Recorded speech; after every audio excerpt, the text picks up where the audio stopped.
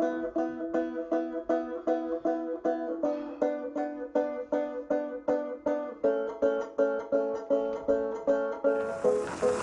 here we are at Raglan Area School in build-up for the Maui's Dolphin Day recycled raft race, and we've got Dave Rastovich and Peggy, Lauren and Chad, and they're going to talk to the Raglan Area Surf Academy about you know, the greater aspects of being a surfer, the kaupapa of environmentalism.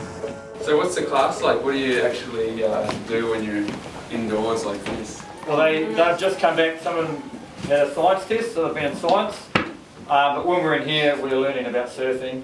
They have about 4 periods a week of theory, but it's all part of the NCA, so qualifications. So it's kind of like a physical education program, but it's all about surfing. Yeah, right. Whether it's training programs for nutrition or sports psychology, it's all to do with surfing. And doing and writing about it and applying it in the surf, and they get credits which go with their qualifications. Is it fun? Yeah. That's good. Is everyone else jealous? Like in the other classes and things that you get to do this? Some of them. Some of them? Well, there's nothing like it, eh? Yeah. You get to get off school to go surfing. Yeah. So. Well, you know, even though everyone, I guess, aspires to be a pro surfer, it's not the only thing you can do with your surfing experience. And I guess for me, like I've been really lucky. I was doing contests in that whole realm with all the crew going up on the Gold Coast. I was born in New Zealand, we moved from New Zealand when I was about 6. And I grew up with Joel Parkinson and Mick Fanning and Dean Morrison, and we were all doing contests. Yeah, well that was a fun time, and it's a good thing to do, to surf with everyone and hang out and do contests and stuff is great, but there's so much more going on in the surfing experience than contests. You know, and that's never been better than it is now. Like you can look in every surfing magazine or surfing film and see different characters and men and women who are basically being supported and paid to surf and or work in the surf industry, which still allows you to travel. You know, I've got a lot of friends who are good surfers, but perhaps not of the level to win contests and stuff, but because they understand surfing and understand the culture, you know, they can be working in the surf companies and they travel around the world every year as well, you know, looking after the teams or putting trips together. You know, like when you look in a magazine, you see a trip, like a story on a trip to Indonesia or somewhere, 9 times out of 10 there'll be someone there who's almost looking after the pro surfing crew, and they're having the time of their life as well. You know, so if you have an understanding of the culture too, outside of just how to surf well, you can really, you know, live a pretty amazing life, which is pretty neat. You know, like it's super fun to go surfing and have a good time and everything, but eventually you're going to have to figure out some sort of way to make a buck and still surf, you know, and also have some sort of purpose with what you're doing, because at the end of the day, if you're going surfing and going to work and that's all you do, you can do that for a while, but eventually it's kind of, I don't know, wears thin. You know, you need to look for other things that you're going to do, and in my experience, you know, I went after those junior contests and doing really well in that. I stopped doing contests altogether. Because I wanted to work on environmental work and other things that were more fulfilling, you know. And at the end of the day, I was sponsored by Billabong since I was 15 actually, but they let me go this way and try and do other things than contests.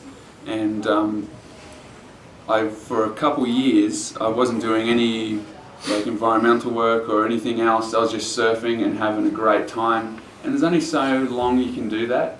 You know, I think at the end of the day, I pretty much at that point had the dream life. You know, the life that you look at in magazines and you think, that is as good as it gets. You're just going surfing, traveling, having a good time. You don't have to go to a 9-to-5 job or do any of that business.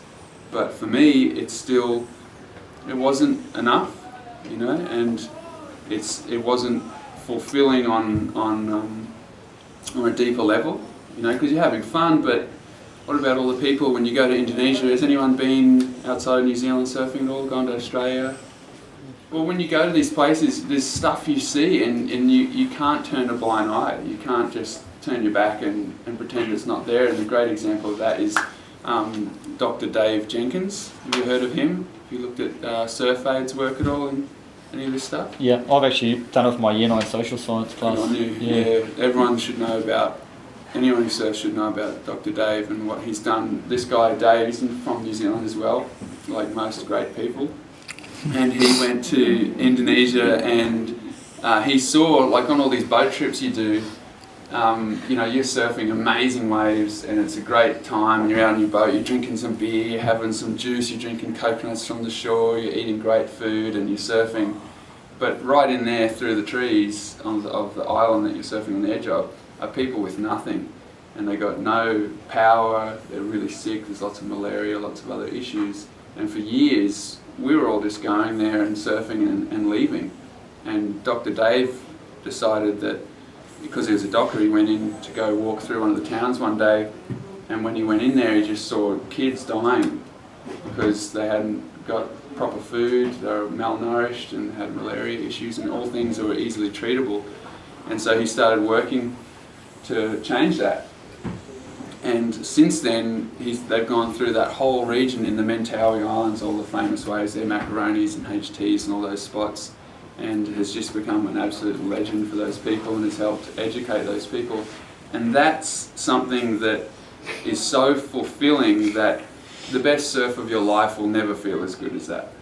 You know, the best waves I've ever got in Indonesia don't feel as good as it felt to go with Dr. Dave into the villages and just help out and, you know, play with the kids and just hand out the mozzie nets and give them some help, you know. So it's pretty cool that surfing can play a role like that, that it's not just something that is self-satisfying, it's not just something that is good for you only.